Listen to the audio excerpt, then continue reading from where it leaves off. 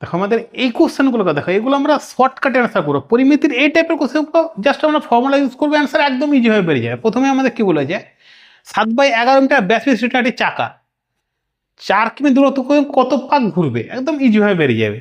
প্রথমে আমরা পরিধিতে বার করি। পরিধি দেখো পাই আর আর মানে এখানে আমরা ডিরেক্ট ব্যাস বসে দেবো, 2 পাই আর দরকার নেই। তাহলে পরে পায়ের মান হচ্ছে 22/7, এটা বড় আর ধরে নিও, ঠিক আছে, তাহলেই হবে। আর এখানে ডিরেক্ট আমরা এটা 11,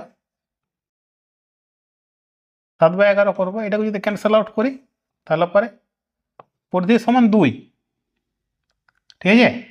তাহলে এখানে দেখো 4 কিমিকে আমরা মিটারে প্রকাশ করবো, কারণ এটা মিটারে রয়েছে, তার জন্য এটাকে ভাগ করে দাও, তাহলে পাক সংখ্যা বেরিয়ে যাবে, 2000 পাক ঘুরবে, এটাই অ্যান্সার।